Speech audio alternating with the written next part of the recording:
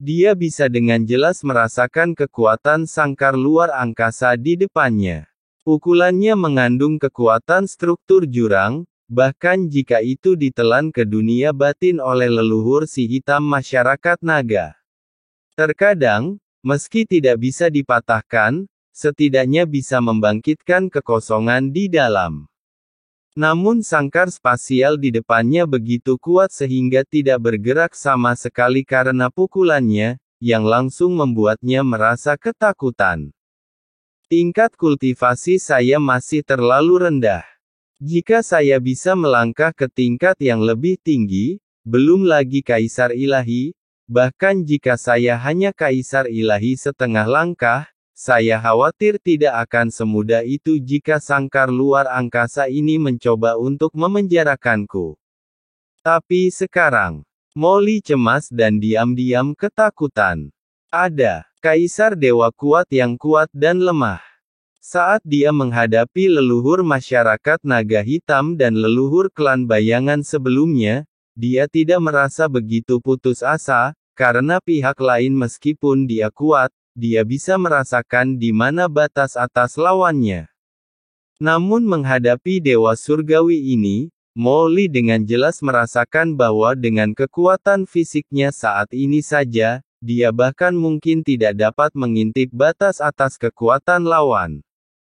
Kecuali saya memobilisasi kekuatan jurang terdalam di tubuh saya, tetapi dalam hal ini, saya akan terekspos sepenuhnya, dan tidak akan ada lagi ruang untuk perubahan di lautan kosmik ini. Laut dan salah satu orang terkuat di laut kosmik. Terlepas dari keluhan atau keluhan apapun, mustahil untuk mengatasi konfrontasi antara jurang maut dan laut kosmik. Jika dia berani diekspos, tidak akan ada tempat baginya di seluruh alam semesta. Iblis Kin, aku hanya bisa membantumu sampai di sini. Molly menghela nafas dan melihat ke samping pohon suci Wukong. Di bawah sangkar ruang ini, dia tahu bahwa kecuali dia benar-benar meledakkan dirinya sendiri, dia hanya akan meledakkan dirinya sendiri dan paham mungkin tidak banyak berpengaruh. Sekalipun sangkar luar angkasa itu rusak, apa gunanya? Sangkar luar angkasa ini diubah oleh kesaktian Tuhan dari luar angkasa. Paling buruk, jika mengembun lagi, berapa banyak batang tubuh saya yang bisa hancur sendiri? Oh, jangan bersusah payah lagi. Tuhan surgawi memandang ke arah Molly dengan acuh tak acuh, pilihan yang bijaksana. Sangkar luar angkasa ini diringkas dari asal mula aturan ruang angkasaku yang kacau, apalagi kamu, bahkan tingkat kaisar dewa yang kuat. Jangan bahkan berpikir untuk melarikan diri dengan mudah. Yang mulia, Anda harus tetap di dalam dan menunggu sampai saya mendapatkan harta karun ini. Kemudian saya akan datang kepada Anda untuk mempelajarinya dengan cermat. Setelah menyelesaikan kata-katanya, Dewa Surgawi berbalik dan melihat ke pohon suci Wukong, dan tiba-tiba meraihnya dengan tangannya yang besar. Ledakan, energi mengerikan melanda, dan kali ini, tidak ada yang berani menghentikannya. Semua orang melihat pemandangan ini dengan kaget dan marah. Berdengung. Pohon suci Wukong di depan kami bergetar hebat, dan sosok di dalamnya menjadi lebih jelas. Tangan besar Dewa Surgawi sepertinya menangkap sosok itu dalam sekejap, dan terus menembus lapisan kehampaan. Dia akan menangkap sosok itu. Saat ini, di pohon ilahi Wukong, tubuh fisik Qin Chen telah sepenuhnya terintegrasi dengan pohon ilahi Wukong. Sebuah kekuatan misterius turun dari dunia luar, mencoba mengeluarkan tubuh fisik Qin Chen dari tempat ini pohon ilahi Wukong. Hah! Di dunia pohon ilahi Wukong, lelaki tua berjubah putih menatap ke langit, kita tidak boleh membiarkan siapapun menghentikan bos ini. Boom! Sosoknya tiba-tiba kabur, dan dia bergabung ke dalam pohon ilahi Wukong dalam sekejap. Saat berikutnya, Aura luar angkasa yang menakutkan meletus dari pohon ilahi Wukong, langsung menghancurkan kekuatan luar angkasa Dewa Surgawi. Selain itu, pohon ilahi Wukong berubah menjadi cahaya tak kasat mata, yang juga menyatu dengan dunia batin pohon ilahi Wukong. Qin Chen bergabung bersama dalam sekejap. Ledakan. Serangkaian struktur cahaya spasial yang menakutkan, seperti struktur sel, terbentuk di tubuh Qin Chen. Di dunia yang luas ini, Qin Chen duduk bersila. Aura ruang di tubuhnya terus meningkat, dan keinginan material serta jiwanya perlahan meningkat juga mencapai semacam batas. Aku akhirnya memahami ke-36 jalan utama luar angkasa. Ternyata ini adalah struktur luar angkasa yang paling sempurna. Ayo kita menerobos. Meskipun dia baru menyadarinya, kendali Qin Chen atas ruang angkasa telah mencapai tingkat yang belum pernah terjadi sebelumnya. Kondensasi. Struktur jurang besar di tubuh Qin Chen berevolusi dengan cepat pada saat ini. Struktur paling dasar dari sinar kekuatan luar angkasa berubah, dari struktur jurang sederhana menjadi struktur luar angkasa jurang. Setiap unit tubuh struktur jurang dibangun dari benang jurang yang tak terhitung jumlahnya, membentuk satu kesatuan sempurna yang menyatu satu sama lain dan membuat satu sama lain lebih kuat. Sedangkan untuk struktur ruang jurang, setiap unit tubuh dibangun menjadi keadaan struktural khusus 361 derajat berdasarkan benang sutra jurang. Kedua struktur tersebut digabungkan dengan sempurna dan stabilitasnya meningkat berkali-kali lipat. Selesai. Setelah unit tubuh pertama berevolusi di tubuhnya, seluruh tubuh Qin Chen dengan cepat berubah. Dari ratusan, ribuan, puluhan ribu, jutaan, ratusan juta.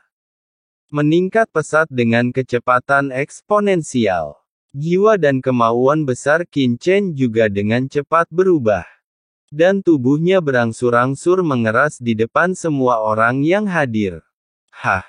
Orang ini membuat terobosan. Tuhan Surgawi memandang Qin Chen. Ini adalah pertama kalinya dia melihat penampilan Qin Chen. Setelah merasakan aura transformasi khusus di tubuh Qin Chen, dia diam-diam terkejut. Struktur tubuh fisik anak ini berubah dengan cepat. Ini adalah keadaan struktur spasial yang sangat sempurna. Ini bahkan lebih dalam dari pemahaman saya tentang jalan ruang.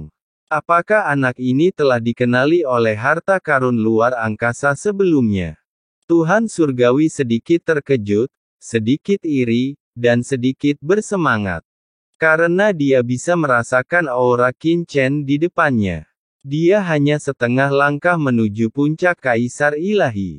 Dia bahkan belum mencapai ranah Kaisar Ilahi, tetapi bahkan dia merasakan sedikit pun kejutan dari kesempurnaan struktur spasial aura orang lain.